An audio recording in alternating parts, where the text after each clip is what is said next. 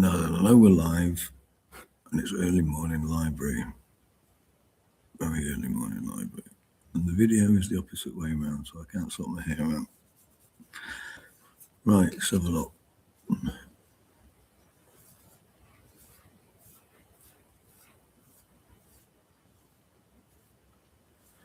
This is what early morning looks like when you're on the streets.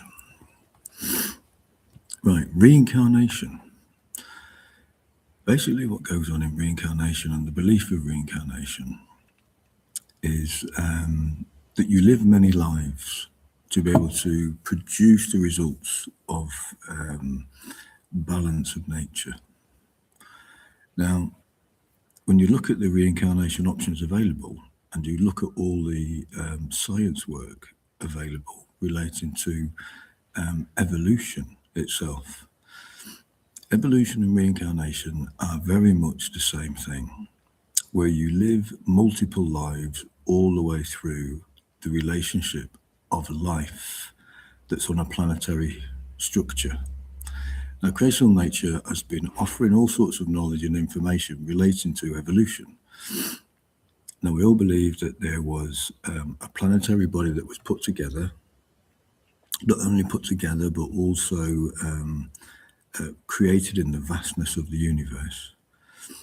And then we have all of the breakdown of all the particles and molecules and all of the reordering of the actual minerals and all of the metals and everything else that builds your physical body, right? Physical body. I've got iron as blood, and I've got cells of skin, and everything else that builds the relationship to who I am, right? So evolution is basically reincarnation. So it's nature that has been in touch with the life of all of the development processes and was explaining to nature itself in its very first stages of existence that you will live many different forms of life, and educated every single order of every single little bit of creational nature, including all the matter and all of the what we call inert matter, and how it was all going to be put together through natural forces of creational nature's development. So because we start off with just, say, chemical compounds and various other mineral-enriched environments, we are then put together under these structures of scientific development. But it takes a long time for it all to basically come together. So we end up with the first pools of life separated across the face of the earth in different chemical compounds and different chemical states, and all produced from the volcanic action of the earth cooling down and the volcanic action of all the things across the face of the earth. Now, there is another idea relating to Earth itself. The Earth started off as a water planet, nothing else on it but just pure water around it. And there was still a ball of earth underneath the ocean with a lot of tectonic activity that was kicking off.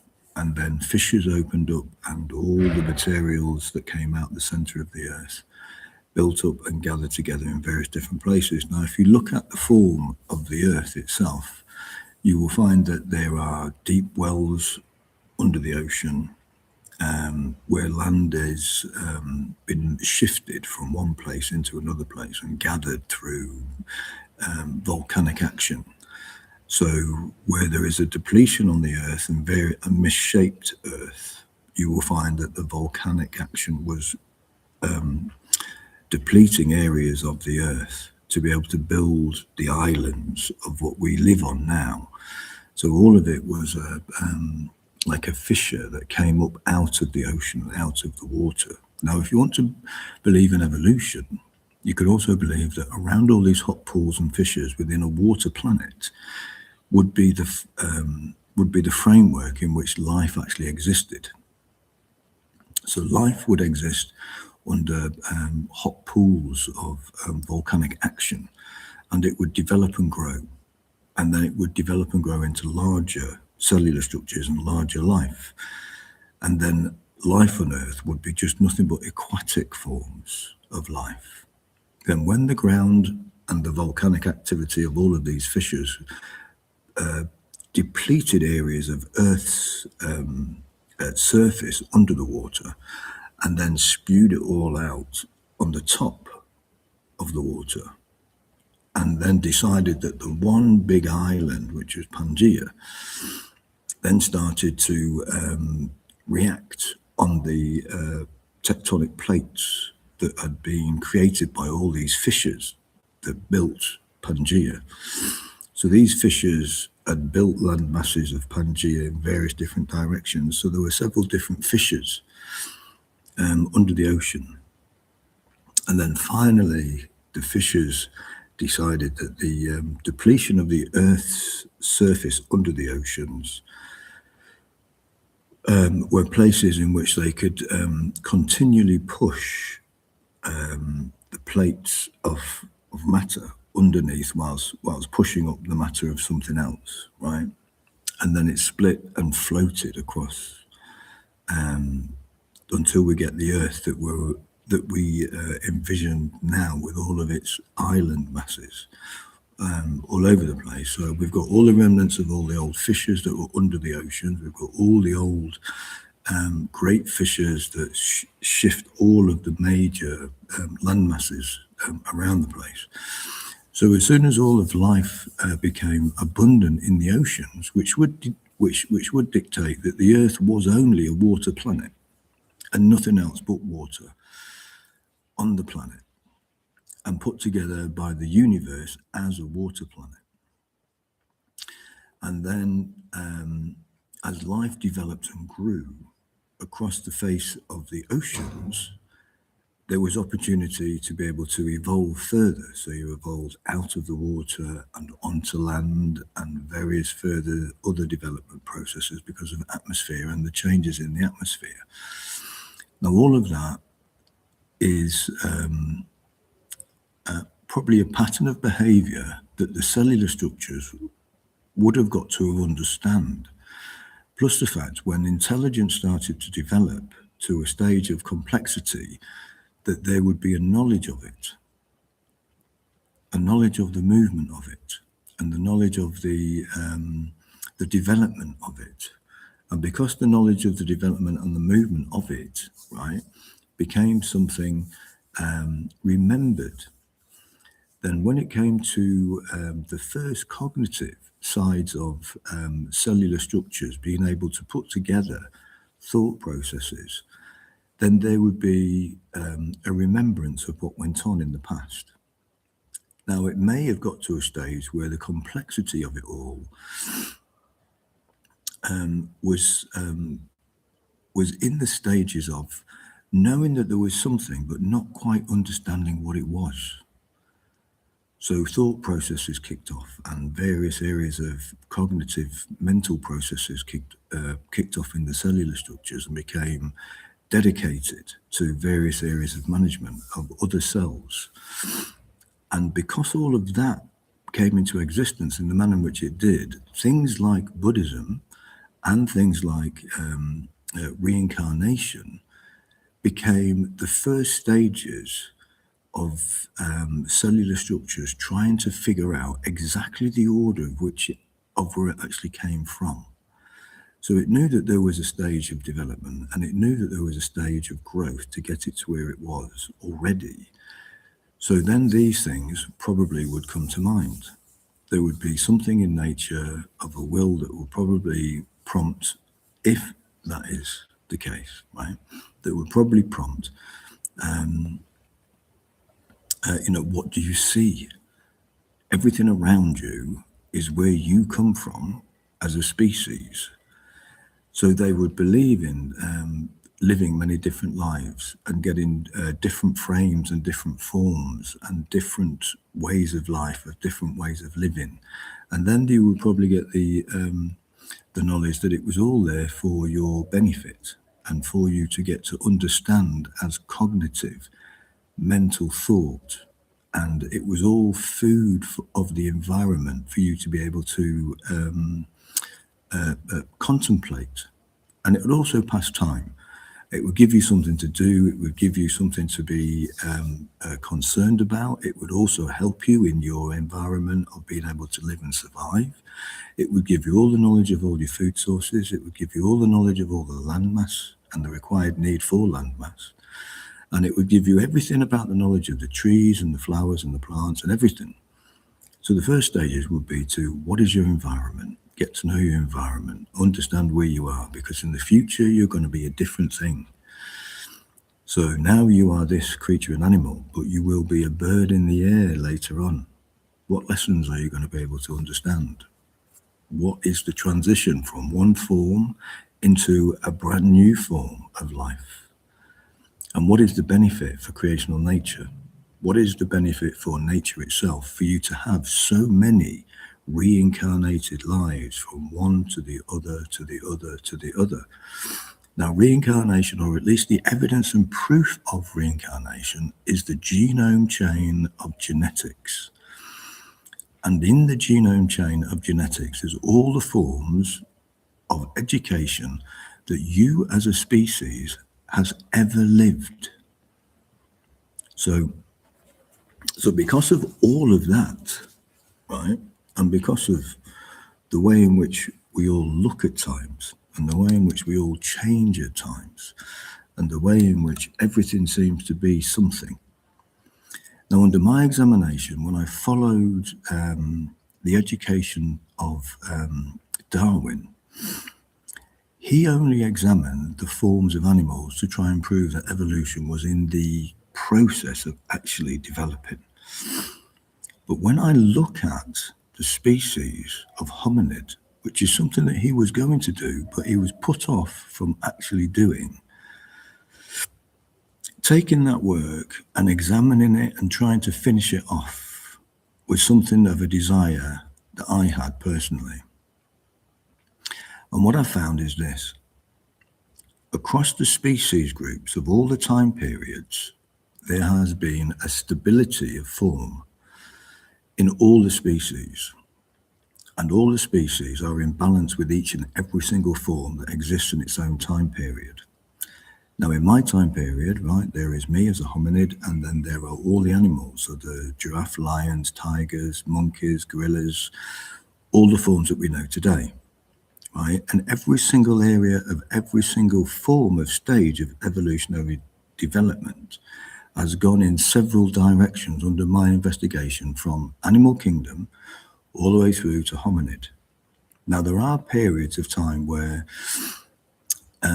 before the animals appeared, the development of the cellular structures and the development of photosensitive structures and the development of creating vitamins through sunlight and various other food sources and mineral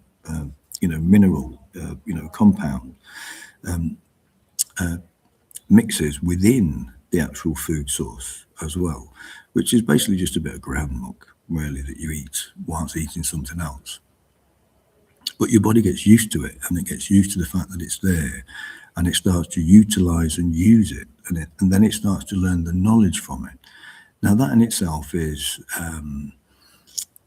reincarnation from ground mass. So once you were minerals and various other chemical compounds, to the point where you are then put together as a slightly mineralized and chemically compound, bonded and bound together via various other chemical processes to be able to build the first stages and the structures of life. So because each time period has its relative space of dense time to allow species development to stabilize as species sets that are through time. I find this: when it came to the development of the hominid during their time periods of development, all the animals around them were of a certain type. Just like all the animals around me as a hominid are all of a certain type in my time period. but we've all developed the same complexity level. So what I'm trying to explain is that the hominid of early man was of a certain complexity, and all the animals was of exactly the same level of complexity development. Even though separated from us and very different from us, they were all in the same level of complexity when it came to the stages of evolution, which is the driving factor for reincarnation. Now, the fact that the genome chain also has a percentage marker hooked up to it, like like I'm a hominid now with a genome chain and its relevant number. There is also a relevant number for the chimpanzee, right? And the differences in percentage is 2%. We're very similar. We behave very similar, and if not exactly the same. And I've also noticed that during the examination of the different hominids that still exist on the earth today, which are all the different races of tribal races that exist today, they also match the order of the development of the cellular structures on the genome chain balances. So we've got various days of early hominid, which are very, not crude, just at a different number in their development growth. And then there are other animals which are also of their number of development growth in the genome chain. So their genome chain is their number, and all of the information in their genome chain is represented to their number, right? My number is at the stage that I'm at right now. So we are a genome chain development of a string of genome, and that is my genome recognized number, right? What I do find, though, is that the hominids and the animals all develop through various offshoots, right? So there are various offshoots that came out from evolution, right? Now, if you look at my face and you look at my frame and form and you look at the order of my, my scalp and my head, right? And you know that I'm a human being, right? You know that I'm an ape of a hominid. But the genome development of the numbers of all the animals also develop in the same level over the generations. So we all move together in the same state.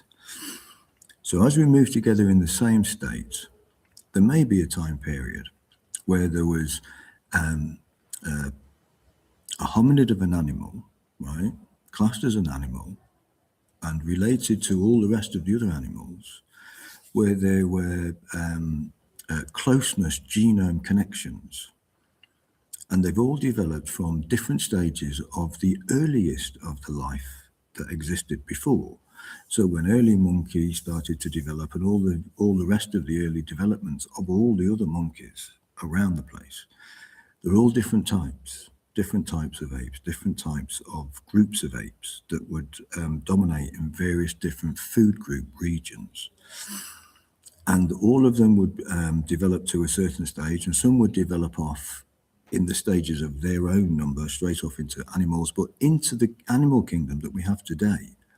So they're just as diverse in their increased number development as any other hominid or as any other ape. They're just as much as developed. Now, when it comes to the recognition of frame and form, though, and the rest of the animal kingdom, when it comes to, let's say, the macaque society, right, or even the baboon society, when you look at the different frames and forms of faces, then it means this. Science has already stated that across the board of all life, there are only so many styled development recognition processes. So because I'm a hominid, right, and a human being, there is an air about me, right, that represents my beard is one, the way that my hair grows, right? All the hair that I've got is very fine hair, right? And everything is represented and looks very similar, right, to either the macaque, mountain snow monkey environment, or the baboon valley bottom environment. So you've got the macaque snow monkeys that are up in the mountains that dwell around all the hot spring pools, and then you've got all of the baboons that live in the valleys and are bigger creatures, of bigger ape-like animals. So there is this development stages where there is the possible offshoots of the hominid lines that come from all these different species. Now, if you follow the rule of thumb that everything develops in its time period, in its own complexity, in relationship to its own time number, right, which means genome chain number, then we are all in the area of the same stages of development. Now, if I'm an offshoot, right, because of the way that I look, right, to a baboon or a snow monkey, right, then that means that the development offshoot from that particular species has come all the way through the genome chain to develop into an area of my existence as a hominid. And there's lots of other evidence to state that there is also just as much of a complex offshoot that came from various other different ape-like groups. There are also hominids that have come from areas of bear and even tiger, right? If you believe in that kind of thing. Now, this is where I talk about reincarnation, right? They believe in all of this kind of environment of belief of faith. And I find it intriguing that faith in these realms of religion or of belief are very similar to the order of evolution in life itself. So it means that if my genome chain, right, holds knowledge, let's say, of a tiger, and in it is there the knowledge of tiger, right?